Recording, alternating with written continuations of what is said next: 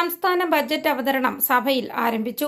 സംസ്ഥാനത്ത് സൂര്യോദയ സമ്പദ്ഘടനയാണെന്ന് ധനമന്ത്രി കെ.എൻ. ബാലഗോപാൽ പറഞ്ഞു. അദ്ദേഹത്തിന്റെ 4ാമത്തെ ബജറ്റാണിത്. കേരള വിരുദ്ധരെ നിരാശപ്പെടുത്തുന്ന നേട്ടം കൈവരിക്കാൻ കഴിഞ്ഞുവെന്ന് ധനമന്ത്രി പറഞ്ഞു. 3 ലക്ഷം കോടിയുടെ നിക്ഷേപം അടുത്ത 3 വർഷത്തിൽ ലക്ഷ്യമിടുന്നു. മെഡിക്കൽ ഹബ്ബാക്കി കേരളത്തെ മാറ്റുമെന്നും വിഴിഞ്ഞം ഈ വർഷം മെയ് മാസം പ്രവർത്തനം ആരംഭിക്കുമെന്നും ധനമന്ത്രി പറഞ്ഞു. കെയ്റെയിൽ പദ്ധതി നടപ്പാക്കാനുള്ള ശ്രമം തുടരും. കേന്ദ്ര സമീപനം സാമ്പത്തിക ഉപരോധത്തിലേക്ക് തള്ളിവിടുന്നു. കേന്ദ്ര അവഗണന തുടർന്നാൽ പ്ലാൻ ബിയെക്കുറിച്ച് ആലോചിക്കേണ്ടി വരും. 100 രൂപ നികുതി പിരിച്ചാൽ കേരളത്തിന് കേന്ദ്രം തരുന്നത് 21 രൂപയാണ്. UPക്ക് ഇത് 46 രൂപയാണെന്നും ധനമന്ത്രി പറഞ്ഞു. News desk, India today.